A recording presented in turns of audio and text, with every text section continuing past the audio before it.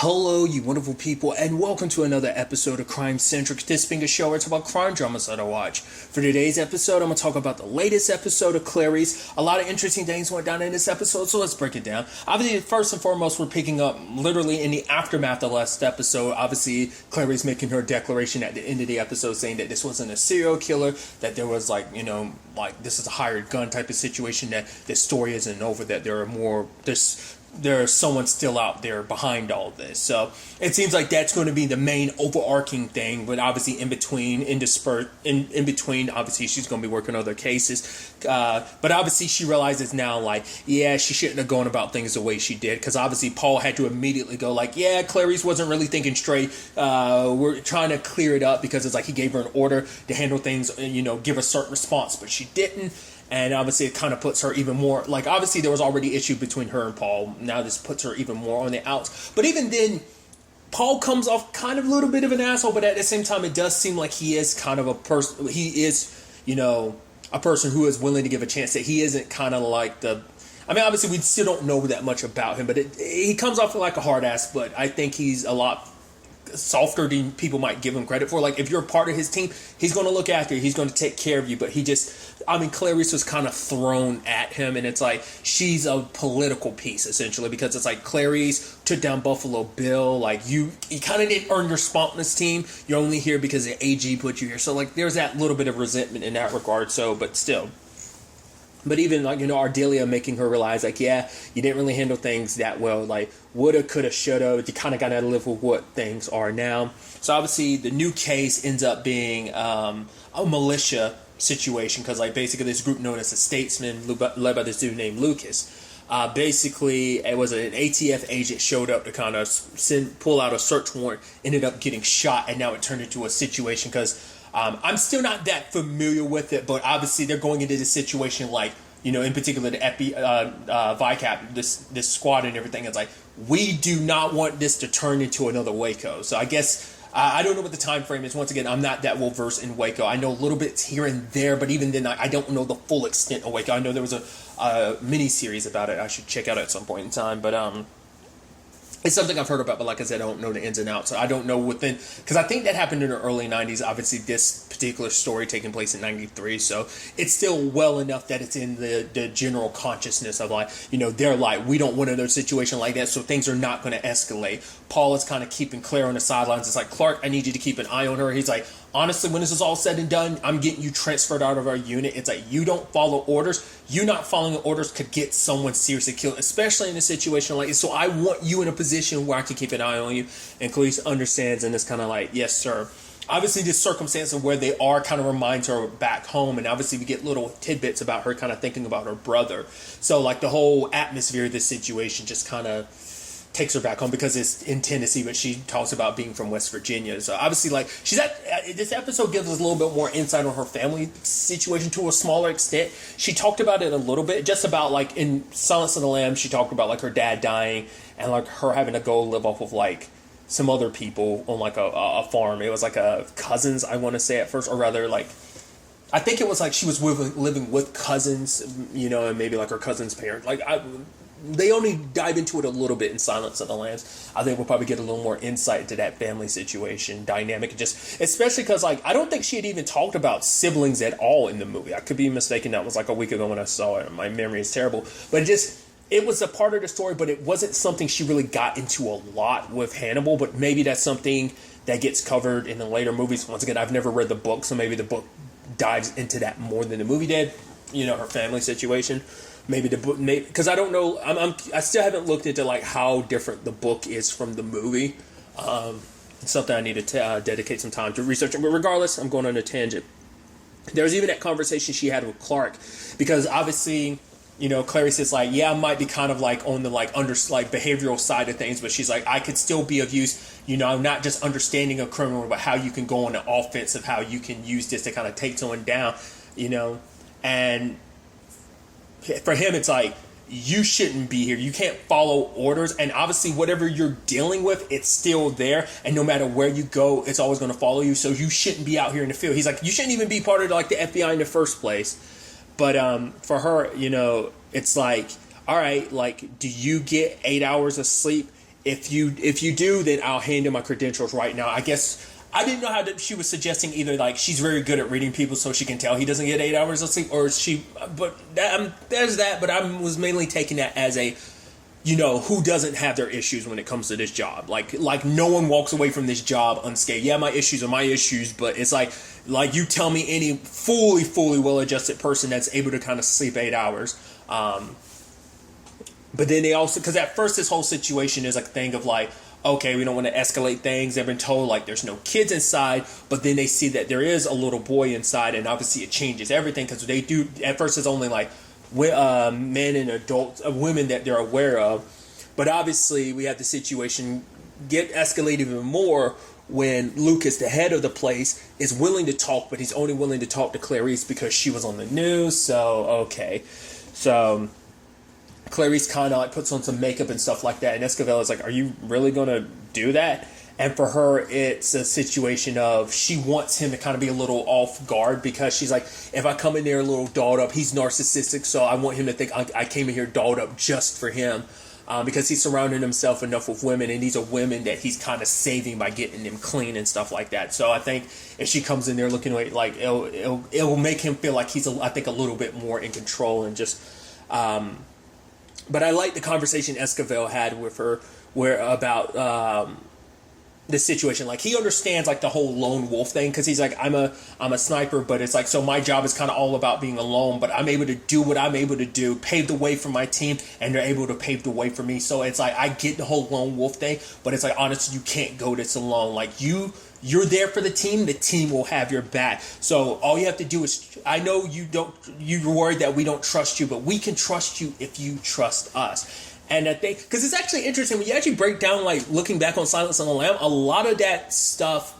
Clarice kind of did a lot. She kind of went very lone wolf. She wasn't really acting as like a team necessarily. Like, she, like, a little bit with Ardelia, but I think that's a little bit of a different case because that's your friend. Like, we didn't really see her interact too much with other officers and stuff like that. It was more like a lot of that was on her own, so I think a lot of that's still kind of translating over. Plus, dealing with the whole Buffalo Bill thing, it's still there inside of you, and it's like no amount of talking to someone else, because no one, as the conversation is like, that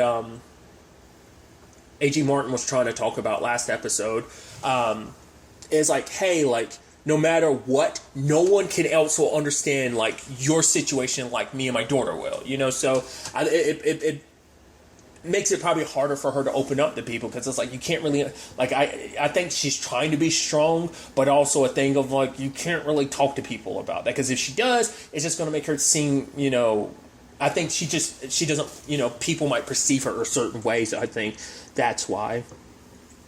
But it's like, we'll always know where you are, because they gave her that hair clip that's basically a transmitter, so they're like recording the conversation. So she goes in there and she talks to Lucas, and obviously sees the lay of the lands and stuff like that. I thought it was interesting because Lucas was like, the little boy, not Lucas, but the little boy was like, because Clarice was like, oh yeah, like, she liked the Roadrunner, like, those are like the cartoons or was it the Coyote, she said? I think it was like, she said she liked the Coyote, like Roadrunner cartoons, and she liked the Coyote, but the boy was like, he didn't, because he didn't talk. The Coyote didn't talk, and I was like, I think I get where that's stemming from later on, when he's like, well, let's skip to it, but he reveals it to be, he was the one that shot the ATF agent. He's like, I wasn't trying to hurt anyone. It's just like, I needed something that would draw people here. He's like, I needed help, to get my mom and me out of this situation, because he kind of understood to a certain extent, not fully, obviously still being young, so he doesn't know the full extent of everything that they were kind of mixed up in. But circling back to it, Lucas and Clarice are talking, and he's kind of getting to know her, and he says something interesting that obviously it's like, he's like, the Buffalo Bill thing kind of breaks his heart, because I think he's kind of insinuating like, a man like Buffalo Bill breaks my heart, because if he had someone that loved him, maybe things would have been different. And obviously, just hearing that, just, it's still kind of a bit of a trigger for, having him in the back of her mind and everything.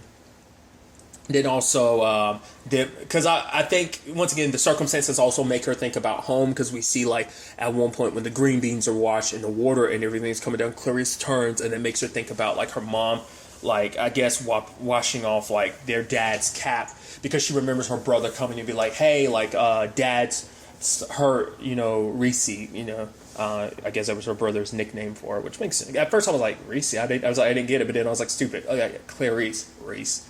I felt stupid for not immediately getting that. But regardless.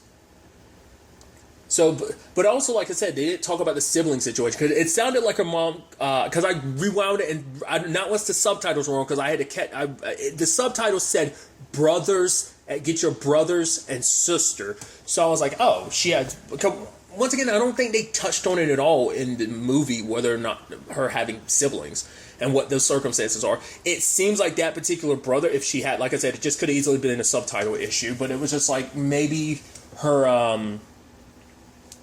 That particular brother or whatever, like the way Lucas was like, oh, like I can see it in your eyes. Like he's like, when you looked at the little boy, I thought you were thinking of maybe a son that maybe had children, and that's what it was. But it's like now he's like, I recognize like you were looking at him because it reminds you of your brother who's potentially gone now. So I'm wondering like what the circumstances are around that. Like maybe after their dad died, maybe because she said like after her dad died, that's when she kind of moved away. Like I said, the movie talks a little bit about those circumstances after her dad died. The movie didn't even touch on her mom at all. Like in retrospect, so that's why I don't know if that's something they're changing canonically. Like whether that's something they're kind of altering a little bit. Like because none of that other stuff was touched on. The only angle to her story that was touched on in the movie was her dad, and maybe just because adding any of the like I said, I don't know if that's something they're more so pulling from.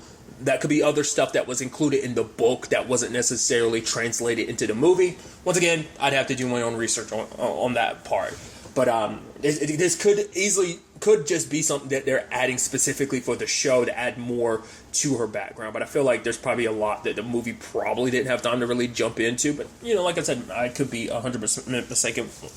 But I'm curious about what those circumstances were about her brother's situation. But the case gets even more complicated on many different fronts because, like, obviously, you know, she's in the bathroom and she was saying, like, don't, because I guess she was trying to tell herself, like, don't fall apart. And they were watching through, like, a see-through mirror, and I was like, all right, like, she's almost there. Like, I was wondering, at first I was like, is he trying to break her and, like, make her, like, I guess I didn't really quite understand. I guess, like, if she's not at her 100% on her game, like, we can use this as an opportunity to kind of strike, because the whole point was to kind of kick things up. Like, they wanted like a gunfight to start so they can bring the sheriff in, because apparently Sheriff Rowan, he's a part of all of this. But and that was a situation of like Clark and Trapani were talking like, okay, so who shot first? And it's like, you know, Esquivel's like, it was, yeah, they were throwing stuff, but it was a misfire from an ATF agent. And it's like, all right, we need to see if any of these FD agents are clean or dirty or not. But then like you have Clark being like, I don't trust anyone at the back at headquarters not to spill anything to ATF. And Trapani was like, yeah, well, you don't trust anybody, which I'm like, yeah. So I guess that's kind of implying like he has trust issues in general. It's not just like the team's issues with Clarice. It's like, it just seems in general he just has trust issues maybe. But they had Ardelia looking into things, and obviously something came up about their sheriff. It turns out obviously he's connected to this because this isn't just like, he wants to make himself seem like, oh, I'm the hero. Lucas does. He wants to make himself seem like, oh, I'm the hero. I'm saving these women. I'm bringing them in. Like, obviously, like, the corruption that is corporations and the chemicals they're putting into us, you know, and stuff like that. You know, he wants to make it seem like he's saving people, but honestly, the women he's quote-unquote saving, he's prostituting them out. To people. I was halfway expecting, like, when Clarice came across that particular video, I thought we were going to find out that one of the clients was the sheriff. I thought that's where it was going to go. Technically, he supplies the Johns, is kind of what Lucas talks about later on. So, but obviously, it's like, all right, cool, we got this, but the AG wants to bail out the moment. It's like, okay, to kind of get the FBI and just everyone to back the hell down, they're going to have, like, one of the women, Maggie, say, like, oh, I'm the one. It's like, as long as they have the shooter, they'll agree to back away. So this way they can keep doing what they're doing. Because the whole reason why this all started, because an FDA agent was looking into, like, all the armory that they had, like, the loaded, like, all the weapons and stuff. But it makes sense why, it's just to think of, like, okay, we need to cool this situation down so we can kind of get back to business as usual. You kind of drove this attention upon yourself because of all the weapons, but Lucas was like, you aren't kind of doing your job and kind of having us cover, so none of this would have happened in the first place. But the A.G. Martin was kind of like, we need to just pull out of this situation, in which Paul was like, but she was like, you want another Waco? We can't escalate this any more than it already has been. We got to shoot her. She just wants this to be a win. But Clarice calls in, and Paul's like, the Attorney General said she's ready. She's going to take this as a win, because the last thing she needs while she's in this position, especially because she made that record, she did that report and everything saying we've kind of got this out there, VICAP's in place, and the woman who saved my daughter. So she kind of put them in a position where it's they're kind of beholden to the fact is that if they screw this up, this could turn into a not only would a lot of people die, but she swayed it to be we're on top of this. It's kind of giving that reassurance. So I guess it's good, but it also puts them in a position they have to tiptoe around this very delicately in many different regards, especially because it's there's women and there's a child involved. That's mainly why Paul was reluctant to pull out, because it's there's still innocent people involved in this, or we're just going to up and leave them. But Clarice was on the other side being I just need your authorization. I can get Lucas to flip on Rowan. And Paul just kind of decided I couldn't make out what you just said there, and hands it to Clark. I'm like, oh, you need to get the radio fixed. It's all right, we see what's going on here. And the Attorney General, she wanted Clarice out of there, but it's well, we don't really have the move to do that. So Clarice sits down and talks to Lucas. And I like that story she told about her dad being sheriff, and there was went to get floats, and the soda guy there, she referred to as a soda jerk. But then there was the kid that was crying because of his meanness. My dad came back and kind of set him straight to a certain extent, and it's how'd you feel? She's that power and just your dad kind of being in charge. And at the time, Clarice is I was so young, I couldn't find the word to describe it, but now I can. Intoxicating. And it's and it's how do your girls make you feel? And he was intoxicating, what I'm able to kind of do for them. I'm sure it's very much like your daddy. And she's no. You're not my dad in this situation. I see my dad in other men. You're the soda jerk in this situation. And it's the one that's actually got the power and everything is Sheriff Rowan. It's no, that's me. It's no, he's actually the lawman. He's got the walk. He's got the walk. He can back up his words and stuff. But it's no, he's the one that supplies me with the Johns. I'm the one that pay him. He's my bitch.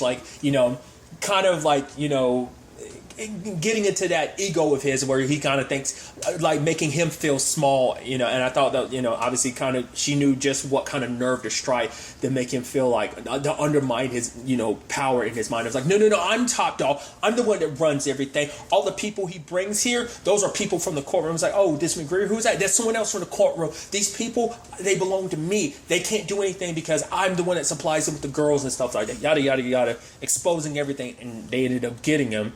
And obviously, he wasn't too happy about when he realized, okay, yeah, you might have got me, but the difference is you're alone. You don't have any backup. Esquivel doesn't have a shot. And he asked Clarice about against the wall, and he was she's please don't hurt me, please. He's I thought you'd have a little more fight in you. And she's trust me, sir, I do. Ducks down. Esquivel takes a shot. Boom. I thought that was a nice 1-2, but I think it was still kind of a bit of, obviously, once again, this isn't she's a veteran. It's no, she's still a newbie at all this. So the blood splatter, I'm sure it probably, body dropping in front of you, probably can't help but associate it a little bit with the Buffalo Bill thing anyway. But, the blood splattering, that can't be an easy thing to deal with. But now they do have the recording. They can take Rowan down, except the Attorney General, she doesn't go about it that angle. It's okay, here's these 50 cops who are being internal affairs is investigating. You have to basically, because I guess of whatever higher ranking, hierarchy of people who deal with this type of stuff, he's a part of some association that's that. So it's you can get half of these cops fired. And if you don't, I'm going to go public with this recording. You're saying it might be thin, but we know there's enough powerful people that you've screwed over that don't like being screwed over. So they will kind of, so it's it's either them or you type of situation. So, and then in 6 months, you're going to have to retire. But Clarice is wait, what? Like, there's not enough there to take him down. And it's like, for her, the Eternal General tried to justify it by being like, I'm playing the long game.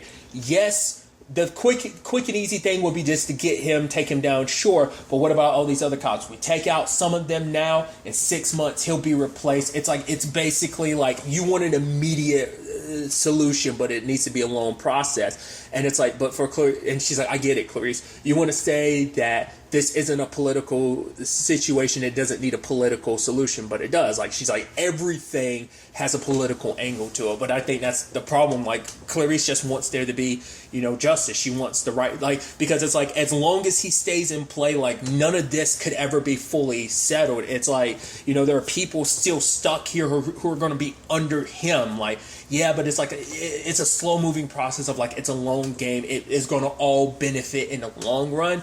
But like, but I think that's the problem in itself. Like, you're so focused on the long term, you are forgetting the short term, I think. But, so she's like, I'm taking this as a win. You should too as well, Clarice. It's like, I guess like I said, it all works out in the end. But like I said, I think it's just the fact is that there are going to be people in the middle, in the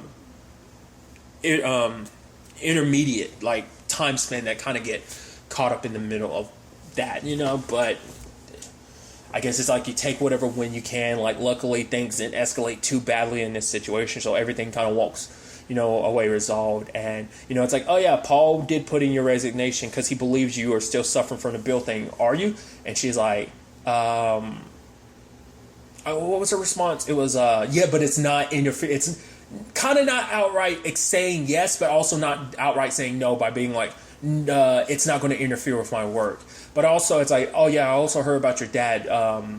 Catherine's dad was kind of like very important to her too. And it's like, well, my dad died on a job show, so he was shot. So, but the situation did bring about like some closure with the team. Like, we can at least see like, Esquivel's like, oh, told you we got your back. And she's like, well, and he said something and she was like, don't interrupt. He's like, if I let you say thank you, your head would explode, But obviously, like, Paul had also pulled out his request of having her transferred, so they worked together as a team this episode. So I thought that was kind of a nice development. So it is that moment at the end too when she sees that little girl kind of with her brother in the crowd and she kind of waves to her. I think probably thinking it makes her think back to times where it's like, I think not because they solved the situation, it's not a hectic situation like it was probably reminding her back home, but in a situation of like clearing things up and just, everything's going to be okay. Like, it's going to be a long game, but at least things in that area are going to get better, in the long run, I guess. So, like I said, taking it as a victory. So, I think it doesn't completely resolve everything, but I think it gave Clarice a little clarity and just probably made her think back on more positive times, the situation with her brother rather than kind of the negative times that she was kind of thinking of. So, like I said, I'm interested to kind of dive into that more, like understanding who she is and kind of like her upbringing. Like I said, Silence of the Lambs movie only went into it a little bit, so I'm curious to see how this show ends up handling that going forward. So ultimately, I have to wait and see. But I'm also curious, like, what cases they'll handle next. Also, obviously, the continued arc of that first case, like who's behind it. Once again, the political angle is going to be a big part of this show too, not just from the AG situation, but also like who hired the killer last episode. I'm sure powerful people, like he's not going to survive long. I'm sure that assassin going to super get it eventually at some point down the road just to keep his mouth shut. But we'll see. And also how Clarice continues to balance, deals with the Buffalo Bill thing. I'm curious. Once again, haven't seen the future movies. I'm wondering, is that something that's still there, or is that kind of something that was? Did they like in particular the next movie that had Julianne Moore? And like, is that something that even gets touched on at all? In that, like, her still dealing with it? Is she still dealing with it at that point? Like I said, I don't know the time frame of the movie. I know the movie came out 2001, but I don't know if it was literally like 10-ish years later in the frame of the story or not.